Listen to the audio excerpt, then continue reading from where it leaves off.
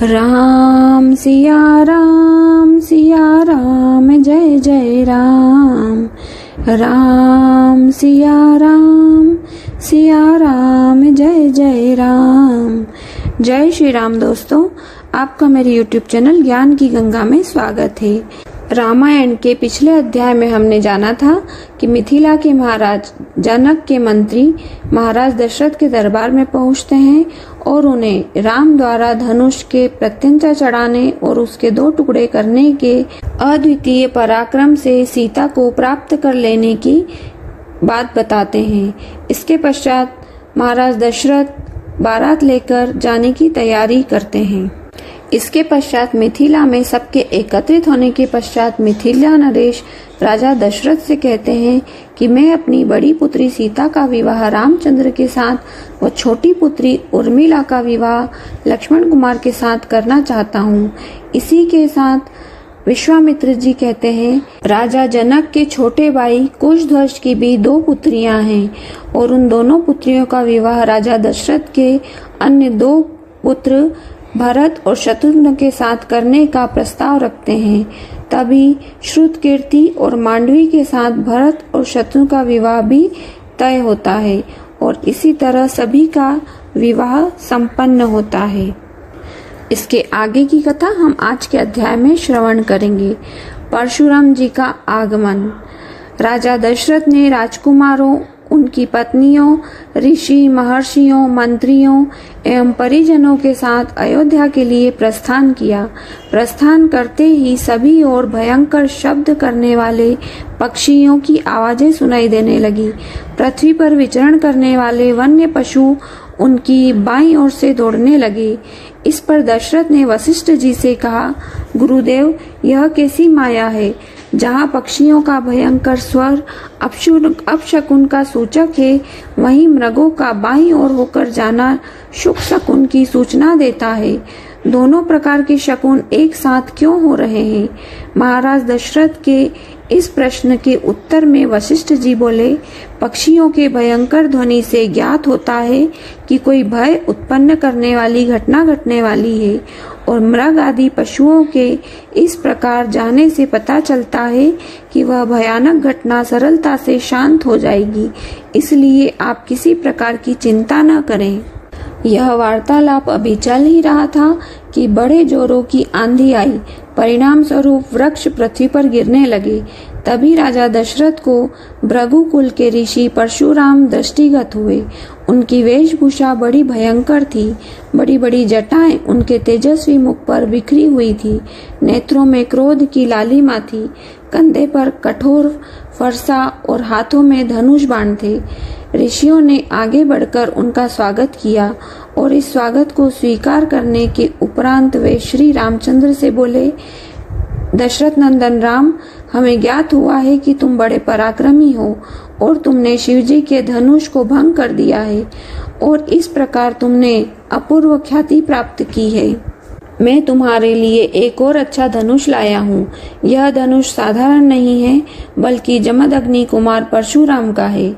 इस पर बाण चढ़ाकर तुम अपने शौर्य का परिचय दो। तुम्हारे बल और शौर्य को देखने के पश्चात मैं तुमसे द्वंद्व युद्ध करूंगा। परशुराम की बात सुनकर राजा दशरथ विनीत स्वर से बोले, भगवान, आप वेदविद स्वाध्याय ब्राह्मण हैं। क्षत्रियों का विनाश करके आप बहुत पहले ही अपने क्रोध को शांत कर चुके हैं। आपने इंद्र के समक्ष प्रतिज्ञा करके अस्त्र शस्त्र का परित्याग भी कर दिया है। इसलिए हे ऋषिराज, आप इन बालकों को अभय दान दीजिए। यदि आपके हाथों राम मारा गया तो हम में से कोई भी उसके वियोग में जीवित नहीं रह सकेगा। परशुराम जी ने दशरथ की बात पर कुछ भी ध्यान नहीं दिया। वे राम से बोले, राम, संसार में केवल 2 ही धनुष सर्वश्रेष्ठ माने जाते हैं। सारा संसार उनका सम्मान करता है। विश्वकर्मा ने उन दोनों को स्वयं अपने हाथों से बनाया था। उनमें से एक भगवान शिव के पास था और उसी से भगवान शिव ने त्रिपुरासुर का वध किया था। तुमने उसी धनुष को तोड़ डाला है। दूसरा दिव्य धनुष मेरे हाथ में है। यह भगवान विष्णु का धनुष है। यह भी पिनाक की भांति ही शक्तिशाली है। एक बार शिव और विष्णु में भयंकर युद्ध हुआ। विष्णु को देवताओं ने श्रेष्ठ मानकर शांत किया। शांत होने पर विष्णु ने भृगुवंशी ऋचिक मुनि को धरोहर के रूप में वह धनुष दे दिया। अपने पूर्व पुरुषों से यह धनुष मुझे प्राप्त हुआ है। अब तुम एक क्षत्रिय के नाते इस धनुष को लेकर इस पर बाण चढ़ाओ और सफल होने पर मेरे साथ द्वंद्व युद्ध करो। इस प्रकार से परशुराम के बार बार ललकारे जाने पर रामचंद्र बोले, हे भार्गव, मैं ब्राह्मण समझकर आपका सम्मान कर रहा हूँ और आपके समक्ष कुछ विशेष बोल नहीं रहा हूँ, किंतु आप मेरी इस विनयशीलता को पराक्रमहीनता एवं कायरता समझ रहे हैं और मेरा तिरस्कार कर रहे हैं। लाइए, धनुष बाण मुझे दीजिए। यह कहकर उन्होंने झपट कर परशुराम के हाथ से धनुष बाण ले लिए और धनुष पर बाण चढ़ाकर बोले, हे भृगुनंदन, ब्राह्मण होने के कारण आप मेरे पूज्य हैं, इसलिए इस बाण को मैं आप पर नहीं छोड़ सकता, परंतु धनुष पर चढ़ने के बाद यह बाण कभी निष्फल नहीं जाता। इसका कहीं न कहीं उपयोग करना अनिवार्य हो जाता है, इसलिए मैं इस बाण को छोड़कर आपकी शीघ्रता पूर्वक सर्वत्र आने जाने की शक्ति को नष्ट किए देता हूँ। श्री राम की बात सुनकर शक्तिहीन हो गए परशुराम जी विनय पूर्वक कहने लगे, बाण छोड़ने से पूर्व मेरी एक बात सुन लीजिए। क्षत्रियों को नष्ट करके मैंने यह भूमि कश्यप जी को दान दी थी। उस समय उन्होंने मुझसे कहा था कि अब तुम्हें पृथ्वी पर नहीं रहना चाहिए, क्योंकि तुमने पृथ्वी का दान कर दिया है। तभी से मैं गुरुवर कश्यप जी की आज्ञा का पालन करता हुआ कभी भी रात्रि में पृथ्वी पर वास नहीं करता। अतः हे राम, कृपा करके मेरी गमन शक्ति को नष्ट मत करो। मैं मन के समान गति से महेंद्र पर्वत पर चला जाऊंगा। मुझे ज्ञात है कि इस बाण का प्रयोग निष्फल नहीं जाता, इसलिए आप इस बाण के द्वारा उन अनुपम लोगों को नष्ट कर दें जिन पर मैंने अपनी तपस्या से विजय प्राप्त की है। आपने जिस सरलता से इस धनुष पर बाण चढ़ा दिया है, उससे मुझे विश्वास हो गया है कि आप मधु राक्षस का संहार करने वाले साक्षात विष्णु हैं। राम ने परशुराम की प्रार्थना को स्वीकार किया और उनके द्वारा तपस्या के बल पर अर्जित समस्त पुण्य लोकों को नष्ट कर दिया।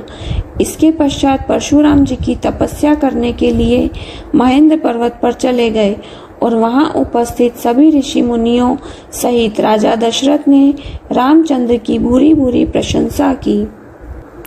परशुराम जी के जाने के पश्चात पत्नियों सहित राजकुमारों, गुरु वशिष्ठ, अन्य ऋषि मुनियों, मंत्रियों तथा परिजनों के साथ महाराज दशरथ अयोध्या की ओर अग्रसर हुए।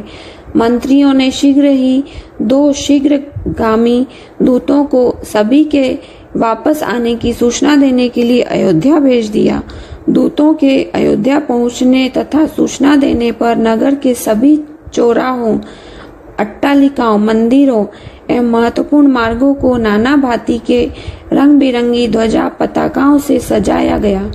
राजमार्ग पर बड़े बड़े सुरम्य द्वार बनाए गए और उन्हें तोरणों से सजाया गया। मार्गों में केवड़े और गुलाब आदि का जल छिड़काव किया गया। सुंदर चित्रों, मांगलिक प्रतीकों, वंदनवारों आदि से हाट बाजारों को भी बड़ी सुरुचि के साथ सजाया गया। एक अभूतपूर्व उल्लास सा छा गया। सारी अयोध्या में अनेक प्रकार के वाद्य बजने लगे, घर घर में मंगल गान होने लगे। यह ज्ञात होने पर कि बारात लौटकर अयोध्या के निकट पहुंच गई है, नगर के मुख्य द्वार में प्रवेश करने ही वाली है, सुंदर, सुकुमार, रूपवती, लावण्यमयी कुमारियां अनेक रत्नजटित वस्त्राभूषणों से सुसज्जित होकर आगंतुकों का स्वागत करने के लिए आरतियां लेकर पहुंच गई। महाराज दशरथ और राजकुमारों के स्वर्णिम फूलों से सुसज्जित सोने के होंदे वाले हाथियों पर बैठकर नगर में प्रविष्ट होने पर चारों ओर की जय जयकार होने लगी। ऊंची ऊंची अट्टालिकाओं पर बैठी हुई सुंदर सौभाग्यवती रमणियां उन पर पुष्प वर्षा करने लगी।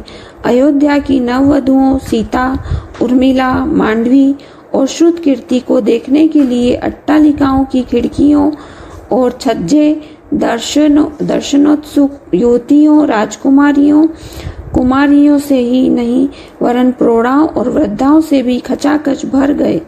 सवारी के राजप्रसाद में पहुंचने पर राजा दशरथ की समस्त रानियां ने द्वार पर आकर अपनी वधुओं की आगवानी की। महारानी कौशल्या, कैकेयी एवं सुमित्रा ने आगे बढ़कर बारी बारी से चारों वधुओं को अपने हृदय से लगाया और असंख्य हीरे मोती उन पर न्यौछावर करके उपस्थित याचकों में बांट दिए। फिर मंगलाचार के गीत गाती हुई चारों राजकुमारों और उनकी अर्धांगिनियों को राजप्रसाद के अंदर ले आई।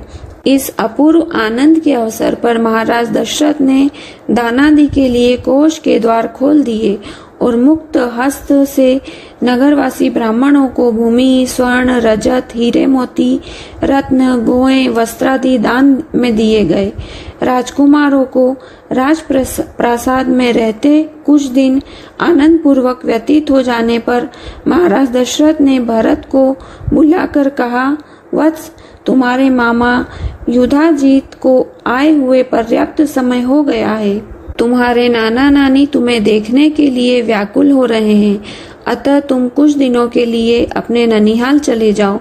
पिता के आदेशानुसार भरत और शत्रुघ्न ने अपनी माताओं तथा राम और लक्ष्मण से विदा लेकर अपने मामा युधाजीत के साथ कैकेयी देश के लिए प्रस्थान किया। राम ने अपने सौम्य स्वभाव, दयालुता और सदाचरण से न केवल अपने प्रासाद के निवासियों का बल्कि समस्त पूर्व के स्त्री पुरुषों का हृदय जीत लिया था। वे सबकी आंखों के तारे थे और अत्यंत लोकप्रिय हो गए थे। परिवार के सदस्य उनकी विनयशीलता, मंत्रीगण उनकी नीतिपूर्णता, नगरवासी उनके शील सौम्य सौजन्य और सेवक गण उनकी उदारता का बखान करते नहीं थकते थे। इधर सीता के मधुभाषी स्वभाव, सास ससुर की सेवा, पतिव्रत्य धर्म आदि सद्गुणों ने भी सभी लोगों के मन मोह लिए थे। नगर निवासी राम और सीता की युगल जोड़ी को देखकर अत्यंत प्रसन्न होते थे। उनके प्रेम और सद्व्यवहार की चर्चा घर घर में की जाती थी। जय श्री राम। आज का अध्याय यहीं समाप्त होता है और इसी के साथ संपूर्ण बालकांड भी समाप्त होता है। अब इसके आगे हम कल से अयोध्या कांड का श्रवण करेंगे।